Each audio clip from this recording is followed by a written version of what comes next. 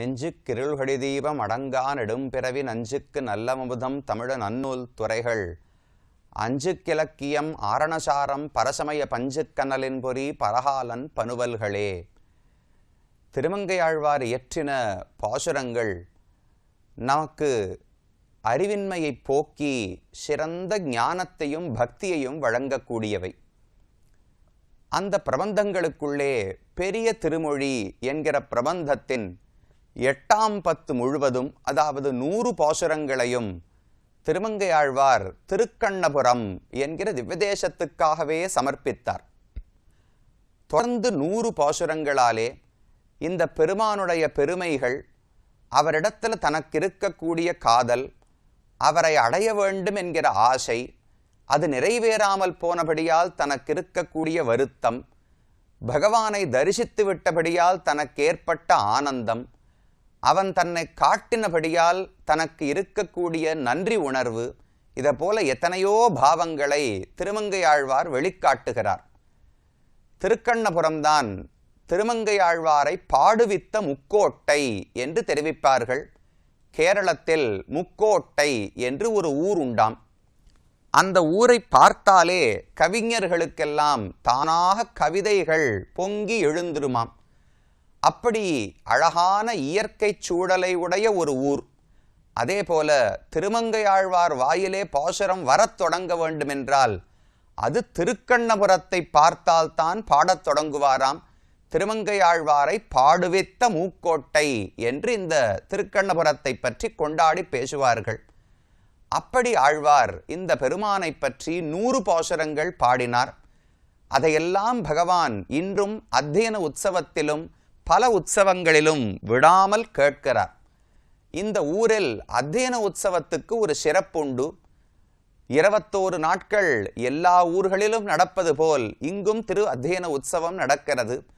ஆனால் ஒரு வேறுபாடு என்னவென்றால், மற்ற ஊர்களிலெல்லாம் அத்தியனோத்சவம் முடியும் பொழுது, திருவாய்மொழி சாற்றுமறை நடக்கும் பொழுது, நம்மாழ்வாருக்கு மட்டும்தான் திருவடி தொழல் என்கிற ஒரு உற்சவம் நடைபெறும். அதாவது நம்மாழ்வார் விக்கிரகத்தை எழுந்துருள பண்ணி கொண்டு வந்து பகவானுடைய திருவடியிலே ஆழ்வாருடைய தலை படும்படிக்கு எழுந்துருள பண்ணி விடுவார்கள். இது நம்மாழ்வாருக்கு மட்டும்தான் உண்டு மற்ற ஊர்களிலே. ஆனால் இந்த ஊரில் மட்டும் 5 ஆழ்வார்களுக்கு திருவடி தொழல் நடக்கிறது. இந்த ஊரை பாடின ஆழ்வார்கள் 5 பார்த்தோம் அல்லவா? குலசேகர ஆழ்வார், பெரியாழ்வார், நம்மாழ்வார், திருமங்கையாழ்வார், ஆண்டாள் என்று 5. இதில் ஆண்டாளுக்கு மட்டும் திருவடி தொழல் கிடையாது. மற்ற 4 ஆழ்வார்களுக்கும் நடக்கிறது. அதோடு கூட மதுரகவி ஆழ்வாருக்கும் திருவடி தொழல் உற்சவம் நடக்கிறது. அது இந்த ஊருக்கு இருக்கக்கூடிய அத்தியன உற்சவத்தின் சிறப்பு. இந்த பெருமானுக்கான 21 நாட்கள் அத்தியன உற்சவம் முடிந்த உடனடியாக தாயாருக்கு அத்தியனோத்சவம் தொடங்கி ஒரு 10 நாட்களுக்கு நடைபெறுகிறது. அது முடிகிற சமயத்துக்குத்தான் தை அமாவாசை வரும். அந்த தை அமாவாசை அன்றுதான் பெருமானுக்கும் திருக்கண்ணபுரம் சௌரி பெருமாளுக்கும் கண்ணபுர நாயகி தாயாருக்கும் சேர்த்தி உற்சவம் நடக்கிறது. மற்ற ஊர்களிலெல்லாம் பங்குனி உத்திரத்துக்குத்தானே சேர்த்தி உற்சவம். ஆனால் இந்த ஊரில் மட்டும் தை அமாவாசை அன்றுதான் சேர்த்தி உற்சவம் நடக்கிறது. இந்த 10 நாட்கள் உற்சவம் நடக்கிறதே அத்தியன உற்சவம், அதனுடைய இறுதியான நாளன்று பெருமானும் தாயாரும் மாற்றி திருக்கோலம் சாற்றிக் கொள்வார்கள். பெருமாள் நாச்சியார் திருக்கோலத்தில் பெண்ணாக வேடமிட்டுக் கொள்வார். கண்ணபுர நாயகி தாயார் பட்டாபிஷேக ராமன் திருக்கோலத்தை சாற்றிக் கொள்ளுகிறார். அதோடையே வீதி புறப்பாடுகள் எல்லாம் நடக்கின்றன. அது முடிந்து திரும்ப வந்தவுடனே பகவானுடைய ஆஸ்தான மண்டபத்துக்கு எழுந்தருளி அங்கிருக்கக்கூடிய அர்த்த மண்டபத்தில் பெருமானுக்கும் தாயாருக்கும் சேர்த்தி உற்சவம். வருஷத்துக்கு அப்போது மட்டும்தான் கண்ணபுர நாயகி தாயாரும் சௌரி பெருமாளும் சேர்ந்து ஒரே ஆசனத்திலே வீற்றிருப்பார்கள். அது தை அமாவாசை அன்று சேர்ந்து இரவு தான் 2 பேரும் சேர்ந்து எழுந்தருள்வார்கள். பிரதமையன்று முழுவதும் 2 பேரும் சேர்ந்தே இருப்பார்கள். அதற்கு பிறகு இரவு 2 பேருமாக ஏகாந்த சேவைன்னு உண்டு. தனியாக பகவான் ஒரு முண்டாசு அணிந்து கொண்டு பெருமானம் பிராட்டியும் அருகருகிலே எழுந்தருளி இருப்பார்கள். அந்த ஏகாந்த சேவையும் முடிந்து அதற்கு பிறகு பிரியாவிடை பெற்றுக்கொண்டு தாயார் மறுபடியும் தன்னுடைய சந்நிதிக்கு எழுந்தருளி விடுகிறார். இதெல்லாம் இந்த கோவிலில் இருக்கக்கூடிய சில சிறப்பான உற்சவங்கள். நாம் பார்க்க வந்ததென்ன? திருமங்கை ஆழ்வார் இந்த ஊர் பெருமாளுக்கு 100 பாசுரங்கள் பாடினார் என்று தெரிவித்தேன். கீழே திருநறையூர் என்கிற திவ்யதேசங்களுக்கும் 100 பாசுரங்கள் பாடினார். ஏனென்றால் அந்த பெருமாள் தான் திருமங்கை ஆழ்வாருக்கு பஞ்சசம்ஸ்காரங்களையே செய்து வைத்தார் என்பதற்காக. அதே போல திருமங்கை ஆழ்வாருக்கு திருமந்திரம், அஷ்டாட்சர மந்திரம்னு சொல்றோமே, அந்த மந்திரத்தினுடைய பொருளை இந்த திருக்கண்ணபுரம் சௌரி பெருமாள் தான் உபதேசம் செய்தாராம். அதனால இவருக்காகவும் 100 பாசுரங்களை ஆழ்வார் பாடியிருக்கிறார். மிக அழகான பாசுரங்கள். ஒவ்வொரு 10 பாசுரத்திலும் ஒவ்வொரு கருத்து. ரொம்ப அழகா பகவானுடைய பெருமைகள் அனைத்தையும் வர்ணிக்கிறார். 8ஆம் பத்து முழுவதும் திருக்கண்ணபுரம் அனுபவம்தான். அதில் ஓரிரு பாசுரங்களையாவது பார்க்கலாம். முதல்ல தொடக்கத்தில் தெரிவிக்கிறார், சிலையிலங்கு பொன்னாழி திண்படை தண்டொன்சங்கம் என்கின்றாளால், மலையிலங்கு தோல் நான்கே மற்றவனுக்கு எற்றேகான் என்கின்றாளால், முலையிலங்கு பூம்பயலை முன்போட வன்போடி இருக்கின்றாளால், கலையிலங்கு மொழியாளர் கண்ணபுரத் தம்மானை கண்டாள்களோ. இது பெண், பரகால நாயகி, பெண் பாவனையிலே திருமங்கை ஆழ்வார் இருக்கிறாள். அவ அப்படியே வாயால என்னமோ சொல்லிண்டே இருக்காளாம்.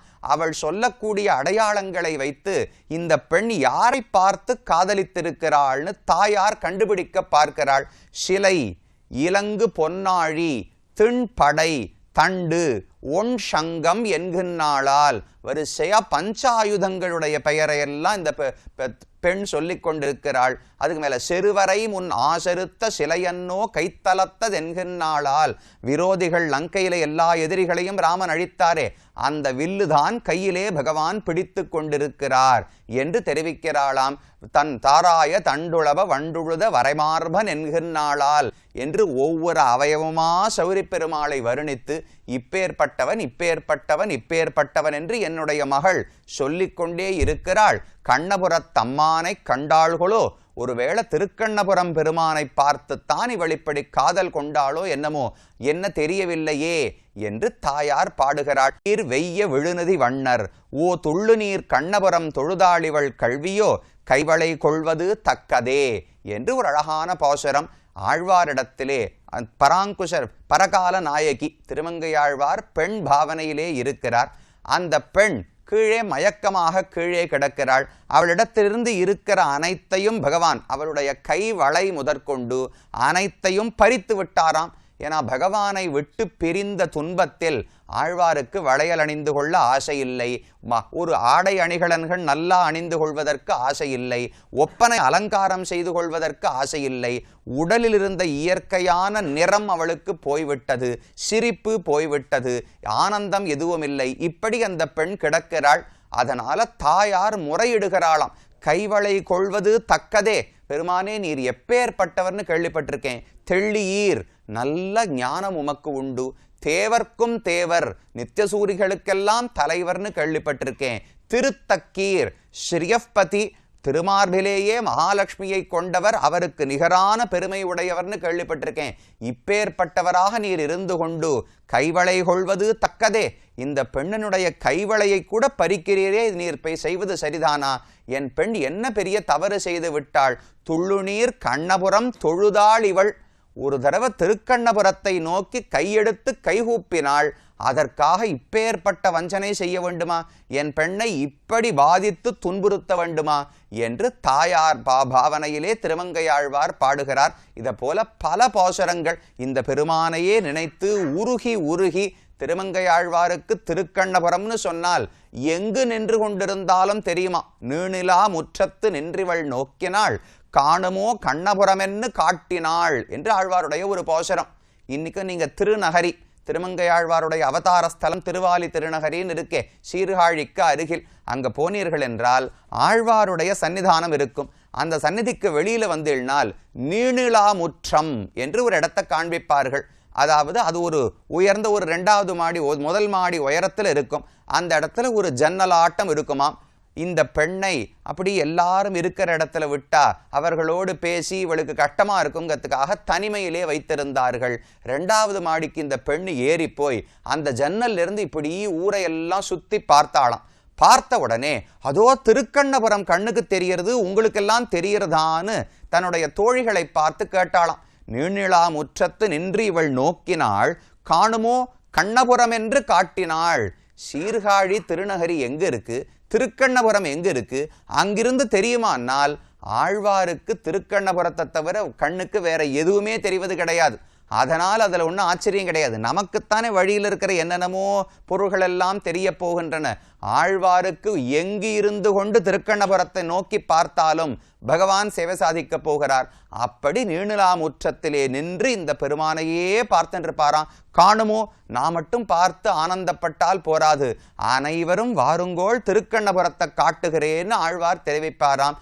அப்படி இந்த பெருமானிடத்திலே திருமங்கை ஆழ்வாருக்கு தனி ஈடுபாடு உண்டு. இந்த பெருமான் திருமந்திரத்தின் அர்த்தங்களை எல்லாம் ஆழ்வாருக்கு உபதேசம் பண்ணாரா? பண்ண உடனே சிஷ்யனை சொல்லி காட்ட சொன்னாராம் பெருமாள்.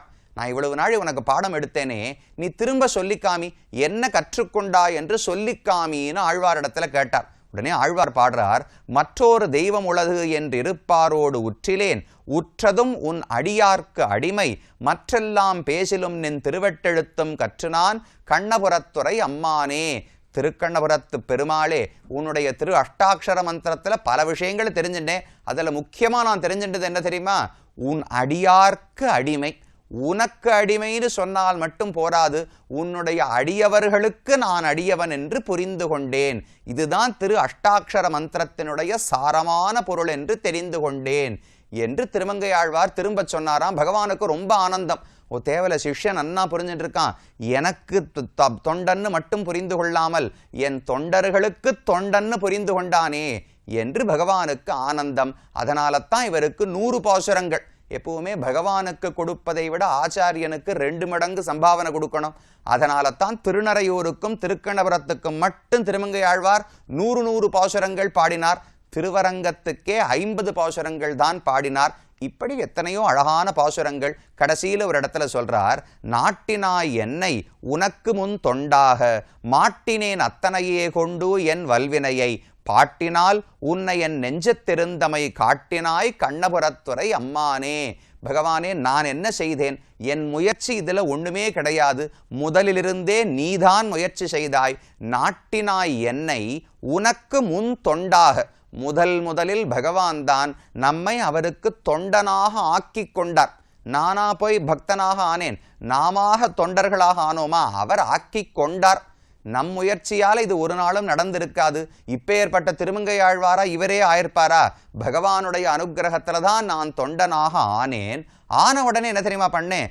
மாட்டினேன் அத்தனையே கொண்டு என் வல்வினையை.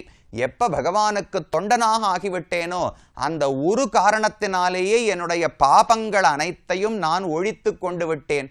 சரி, பாபங்கள் போய்விட்டன, இனிமே ஆனந்தப்படுறதுக்கு என்ன பண்றது? துக்கம் வராமல் இருக்கும். ஆனந்தப்பட வேண்டாமான்னு கேட்டால், பாட்டினால் உன்னை என் நெஞ்சத்திருந்தமை காட்டினாய். ஆழ்வார் பாசுரங்களை பாடுகிறாரோ இல்லையோ, பாட பாட ஆழ்வாருக்கு புரியறதான். ஓ, நம்முடைய நெஞ்சத்துக்குள்ளதான் பகவான் இருக்கார், இப்படி தித்திப்பாக அமுதமாக இருக்கிறார், அவரையே நினைத்து கொண்டு ஆனந்தமாக இருக்கலாம் என்று பகவான் எனக்கு காட்டி கொடுத்தான் என்று ஆழ்வார் இந்த இடத்துல பாடுகிறார். இப்படி பல பாசுரங்களாலே திருமங்கை ஆழ்வார், நம்மாழ்வார், குலசேகராழ்வார், பெரியாழ்வார், ஆண்டாள் என்ற 5வராலே பாடப்பட்ட திருத்தலம் திருக்கண்ணபுரம் என்கிற உயர்ந்த க்ஷேத்திரம். இதோடு கிருஷ்ண க்ஷேத்திரங்களையும் நாம் பார்த்து முடித்துக் கொள்ளுகிறோம். இன்னும் திருக்கோவலூர் பார்க்கவில்லை. கபிஸ்தலம் பார்த்தோம், திருக்கண்ணமங்கை, திருக்கண்ணங்குடி, திருக்கண்ணபுரம் பார்த்து விட்டோம். இந்த பக்கத்தில் இருக்கக்கூடிய கிருஷ்ண க்ஷேத்திரங்களை முடித்து கொண்டோம். அடுத்தது மற்றும் ஒரு முக்கியமான திவ்யதேசம், பிரசித்தமான அழகுக்கு பேறு போன பெருமாள். அவரை அடுத்து நாம் சென்று தரிசிக்கலாம்.